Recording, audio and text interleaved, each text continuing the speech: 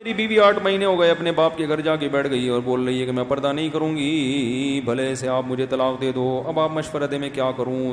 پردہ تو اللہ نے فرض کیا۔ پہلے پردہ کرتی تھی جب شادی ہوئی تھی، اس وقت آپ نے کہا تھا مجھے پردے دار لڑکی چاہیے، ہے بھائی؟ اگر پہلے پردہ کرتی تھی، اسی بیس پہ شادی ہوئی، اب نہیں کر رہی، تو آپ کا حق بنتا ہے کہ آپ اس پہ کیا کریں؟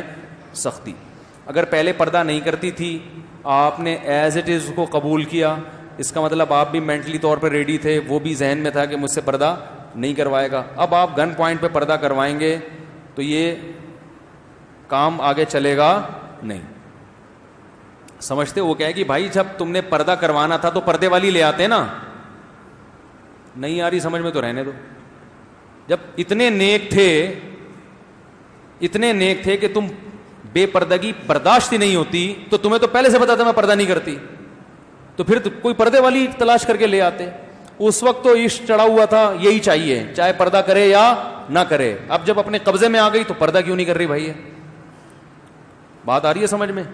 اب جب بیگم اپنے قبضے میں آ گئی، ہوم ڈیلیوری ہو گئی، صحیح ہے، ابا گھر پہنچا کے چلے گئے باقاعدہ، ہوم ڈیلیوری کے بعد جب مکمل قبضہ ہو گیا، اب آپ کو اعتراض ہو رہا ہے پردہ کیوں نہیں کرتی؟ تو وہ بولے کہ بھائی یہ اعتراض پہلے ہوتا نا، تو اگر پہلے اعتراض نہیں ہوا تو اب آپ زبردستی نہیں کر سکتے۔ ہاں محبت سے ضرور سمجھائیں، بیانات خود نہ سمجھائیں۔ بیوی کی عادت ہوتی ہے جو چیز خود سمجھاؤ گے اس کا الٹ چلے گی، وہ لازمی۔ اس کو کہیں شیطان نے یہ دماغ میں ڈال دیا ہوتا ہے کہ میرا میاں کبھی بھی صحیح بات نہیں کرے گا۔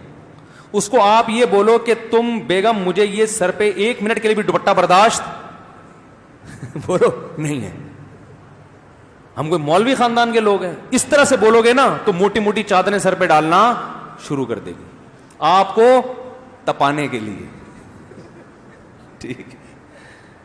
آپ بول رہے ہو کہ یار ان کو مفتی صاحب کو ہمارے گھر کا پتہ کیسے چل گیا؟ یہ سب باتیں تو بالکل صحیح کر رہے ہیں۔ تو یہ ہوتا ہے، جو بولو گے الٹا چلے گی۔ عورت تو میاں کو مانتی کہاں ہے، وہ کہ تو کون ہے، تیری اوقات کیا ہے؟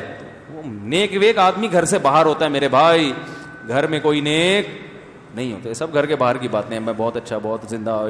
باقی عورت وہ ٹیڑے والا قصہ جو ہے نا، وہ ٹیڑے ٹیڑے اڑ رہے تھے، وہ سوچ لیا کریں۔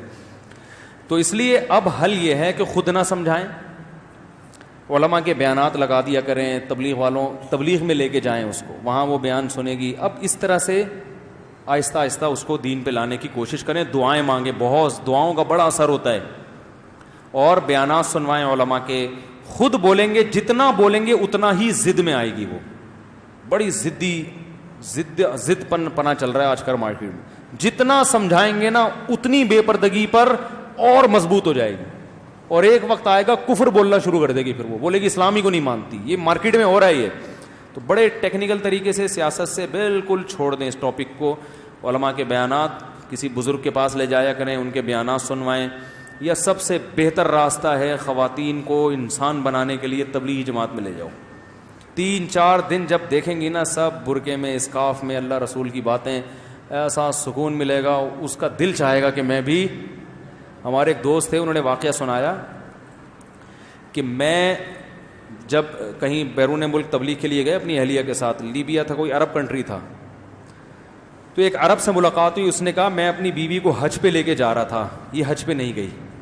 ایک باپردہ خاتون ملی نا، فل اسکارف میں، فل پردے میں، تو عرب نے تعارف کروائی میری وائف ہے، ایک دور تھا میں اس کو حج پہ لے کے جا رہا تھا اپنے خرچے پہ، یہ حج پہ نہیں گئی کہ وہاں اسکارف لینا پڑے گا، اتنی پردے سے نفرت کہ وہاں کیا کرنا پڑے گا، اسکارف۔ حج پہ نہیں، حج تو فری کی آفر آ رہی ہے، کون چھوڑتا ہے؟ اتنے دنوں کے لیے بھی اسکارف برداشت نہیں تھا۔